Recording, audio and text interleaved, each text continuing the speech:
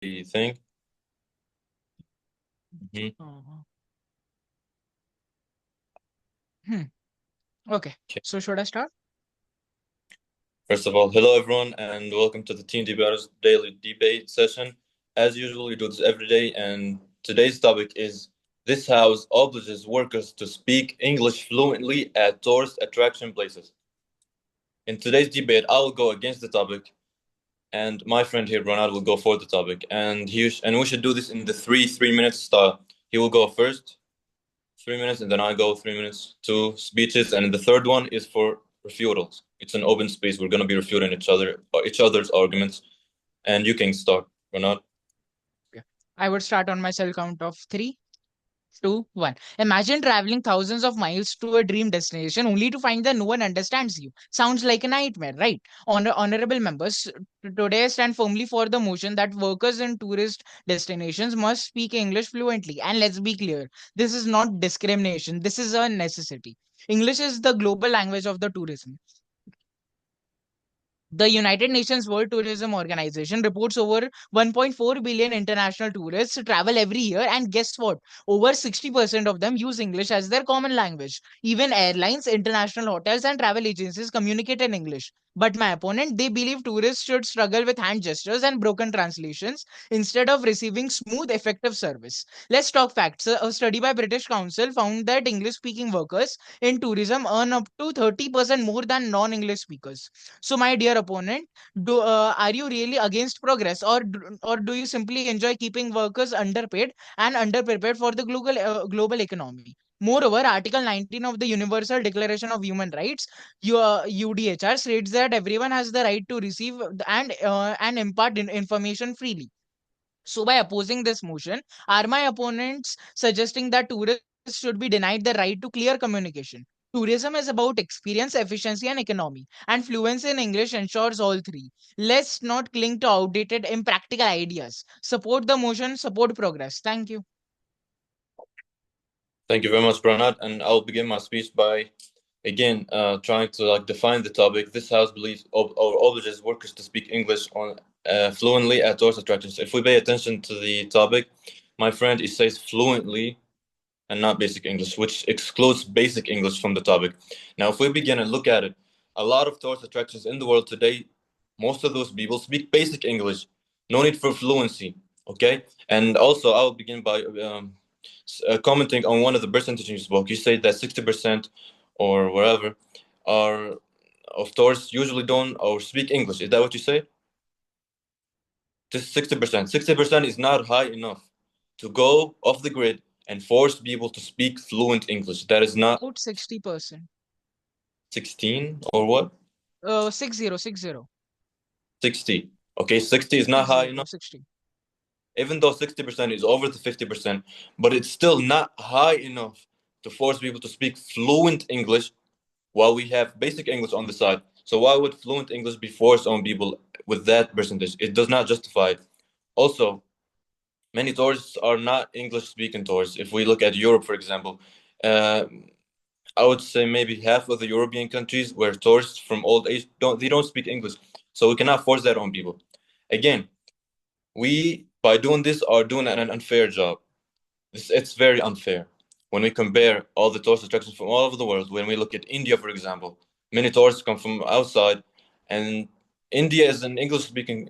They speak English good enough, but fluency is not on the list. So English is good enough, and tourism is good enough. Is tourism is doing good enough, and by that, I think the business is going up in many countries. So it would be unfair.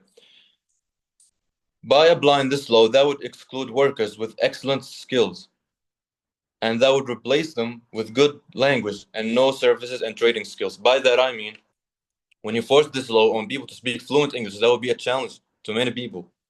By doing that, you are excluding those people and replacing them with those who speak good English, but possibly need more time to learn how to trade, learn to sell people the idea, to attract people, to lead people through these services. So it's not a simple job. Those people working in the tourist attractions usually are from the place. Let's look at, for example, any city. The tourist guys are usually from that city. They don't usually come from the outside. So by doing that, you are replacing them with those with less qualifications.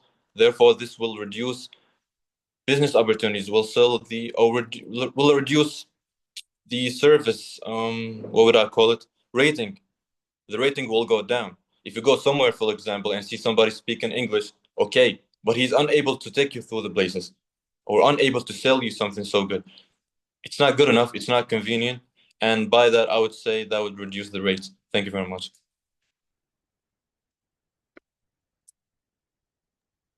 Okay. I see we have new. Kushi, would you please open up your microphone?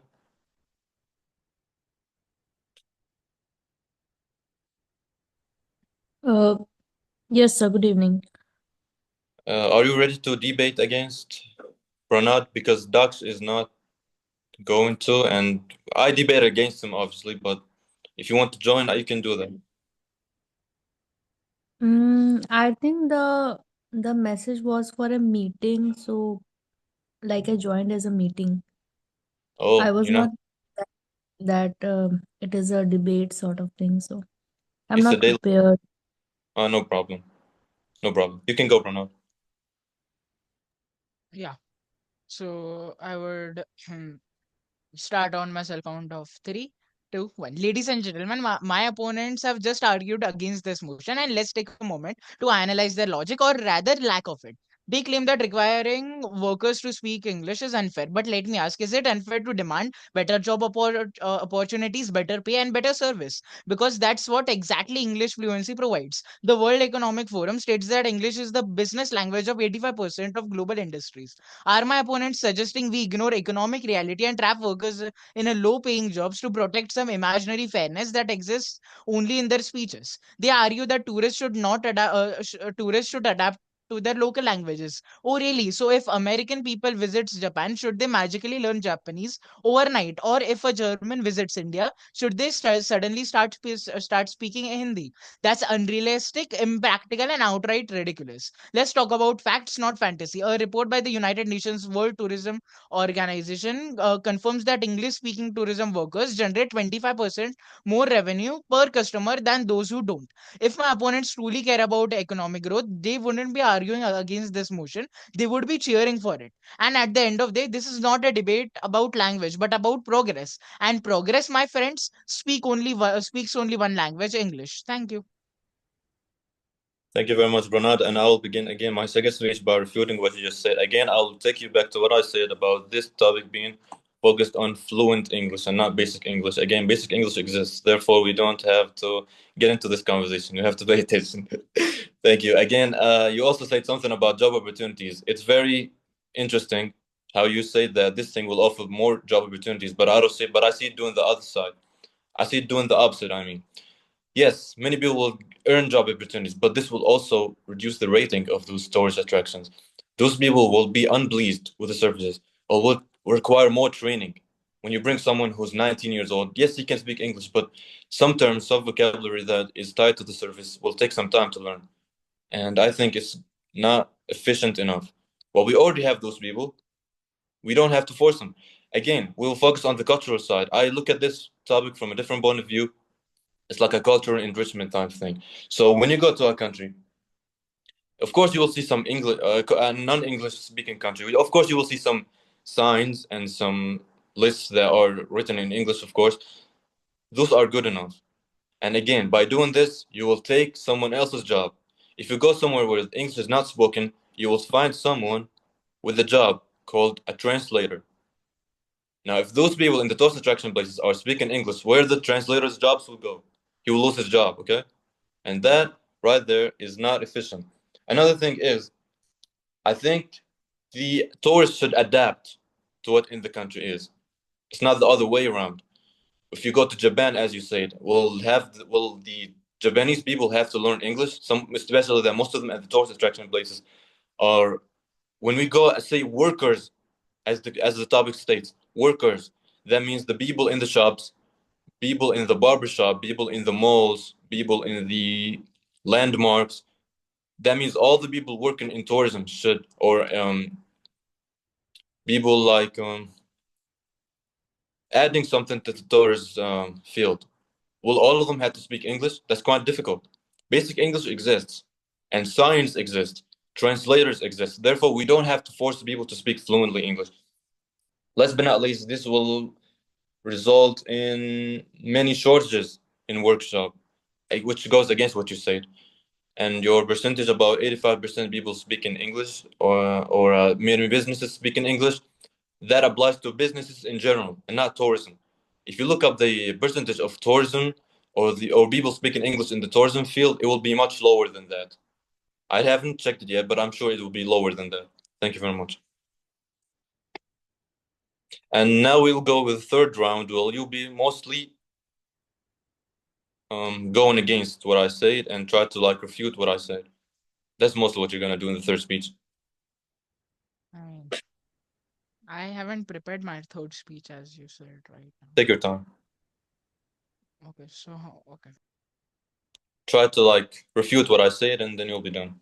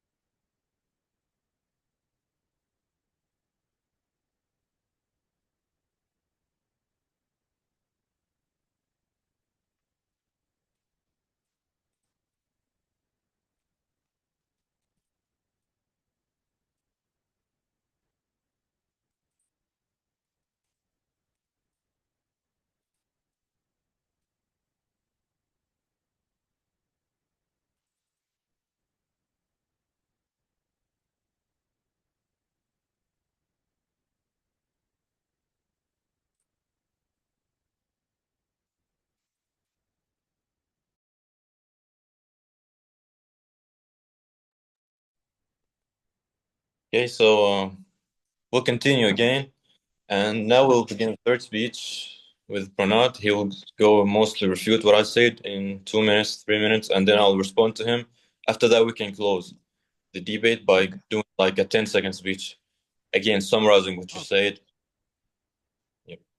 Okay, so I will start on my cell count of 3, 2, 1. My opponents argue that workers already know basic English. But let me ask, would you trust a doctor with just basic medical knowledge? Tourism is a global industry and basic English is not enough for professional service. They also claim translators can solve the problem, but according to the World Economic Forum, over 70% of global travelers prefer direct communication over using translators. And why should tourists wait for a translator just to order food or ask for help in an emergency? That's inefficient, costly, and unnecessary.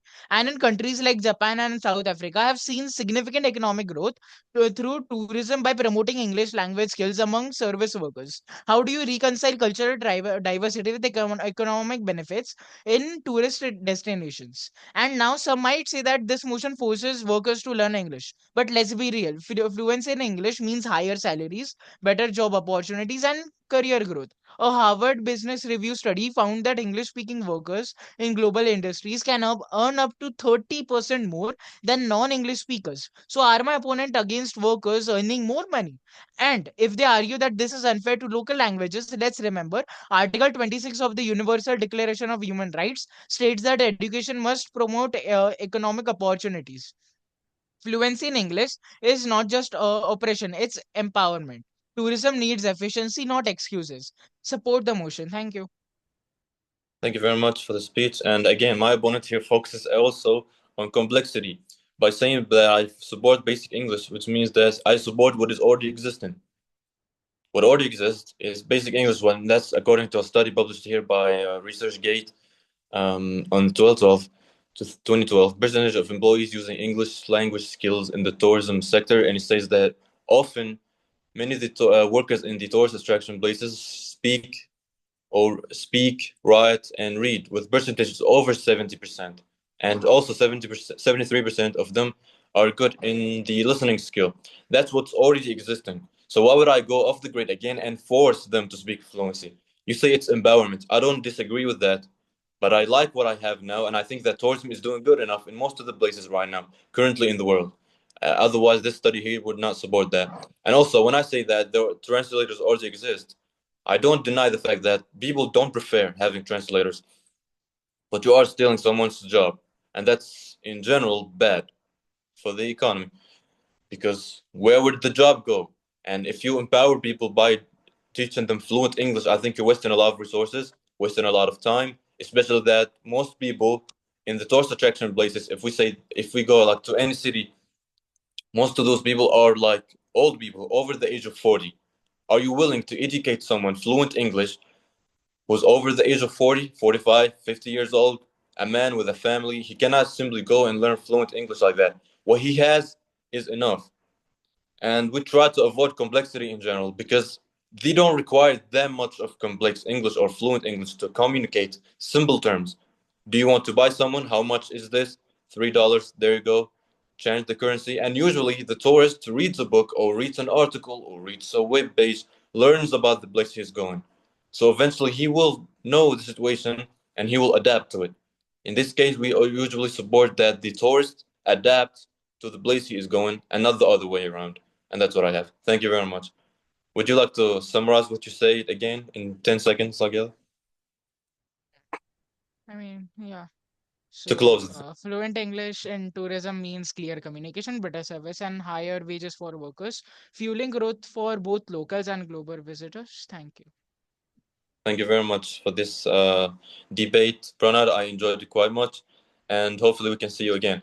What I will teach you tomorrow. Tomorrow we have a session with Mr. Kunwar. He will teach us more about communication skills and constructing arguments. You can learn from that.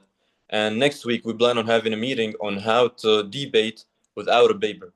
I'll try to hold this session with a couple of friends, and by that we can say that we are done today. Thank you very much, Pranad. Have a good day. Thank you, sir. Have a good day. And again, don't forget to follow our socials on Instagram, on Twitter, and join our Discord server. Thank you very much and have a good day.